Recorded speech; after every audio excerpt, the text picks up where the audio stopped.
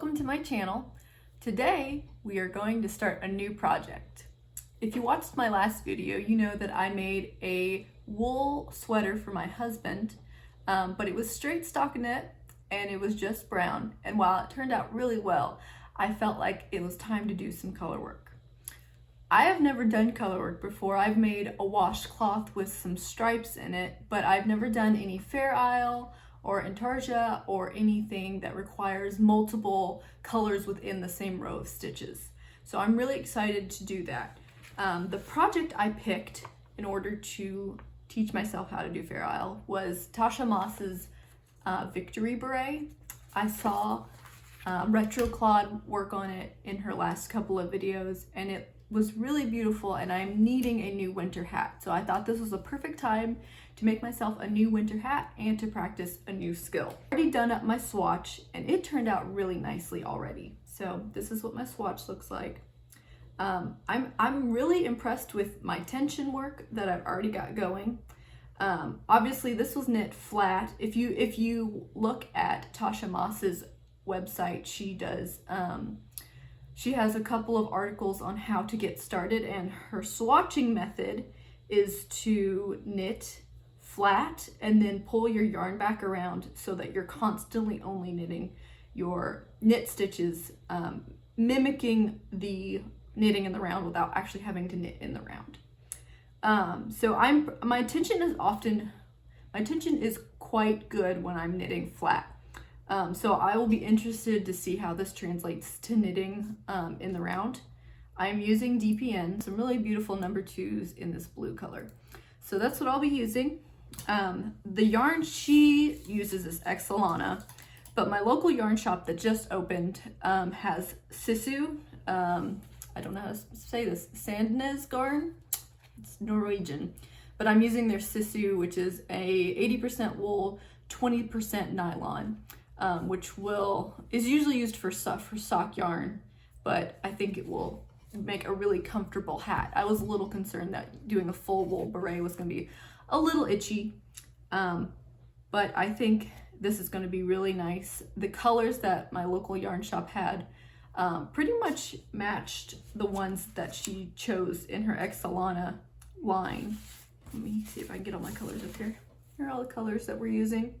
I was really unsure about this mint at first. I'm not the best at picking out colors, and I thought this mint on its own I would never have picked, but I think it looks really good, especially it keeps that poinsettia from looking too Christmassy, because I want to be able to wear this as a winter sweater, as a winter beret, and not just a Christmas beret. I'm really excited to get started on this. Hopefully it won't take as long as the sweater. Hopefully it'll only take me a couple of weeks. It was really fun to knit up the swatch, so I am excited to get started. The cast on is a lot of stitches though, so we will see how long that takes. I will talk to you once all of my stitches are cast on.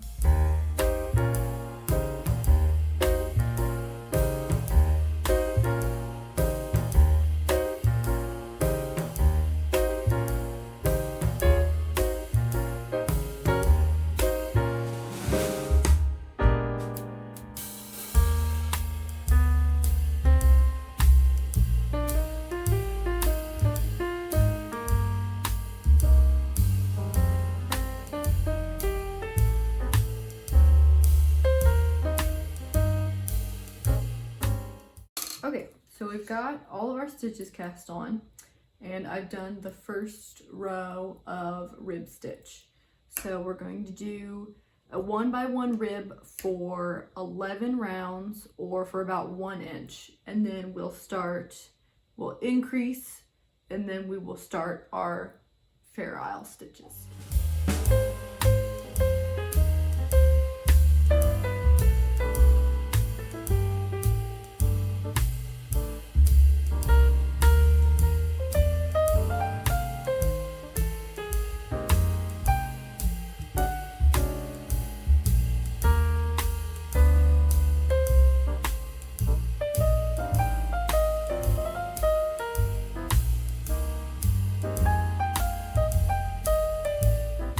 Hello, welcome back. I have finished all of the ribbing rounds, and I've also made my increases. So we have enough stitches to start our color work now. I've added all of the stitch markers because we are going to do the color chart 8 times per round. And I think there's a total of 30 rounds for that main portion of the color chart. So we have one more round of just blue, and then we'll start the color work.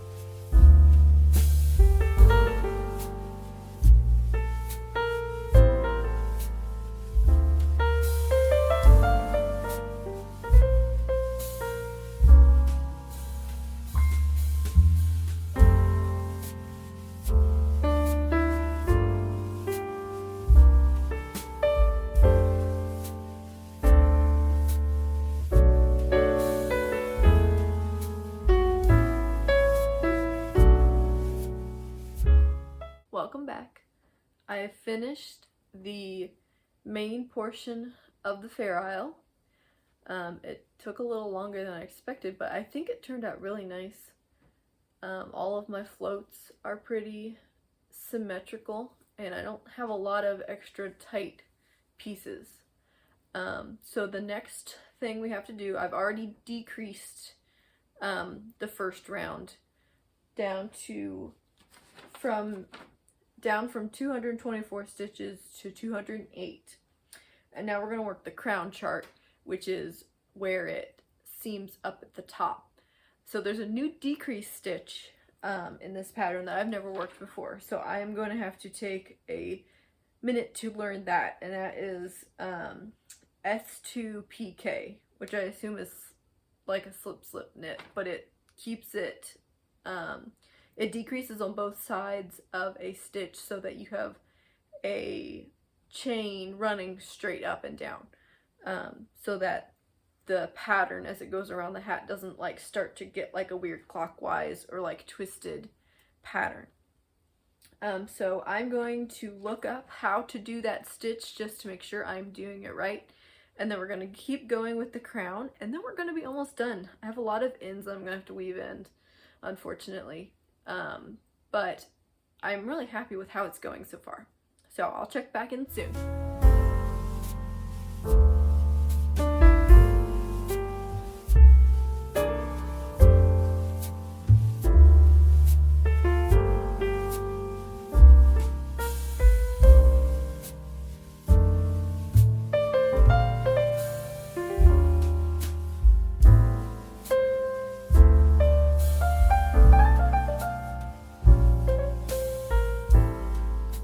So I was going along my merry way on the decreases, and I noticed further up on the color chart that the decreases were only marked every other row. And then I realized that I have been doing them every row.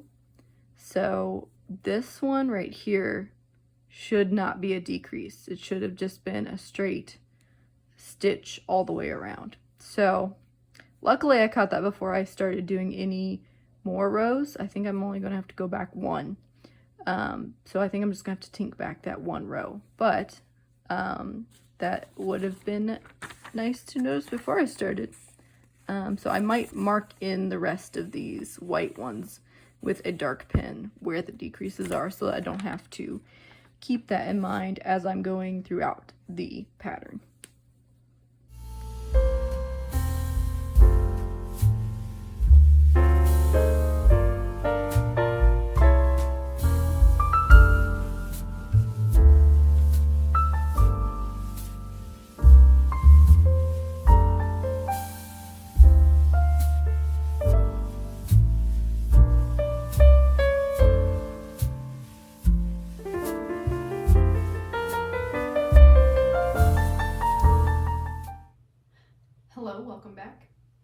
knitting is done.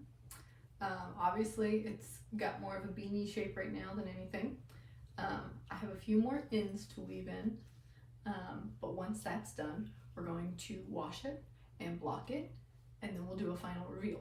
The fun thing about blocking this hat is that you block it on a plate so that it gets that nice beret pattern to it. So we're going to do those, and then we will come back for the final reveal.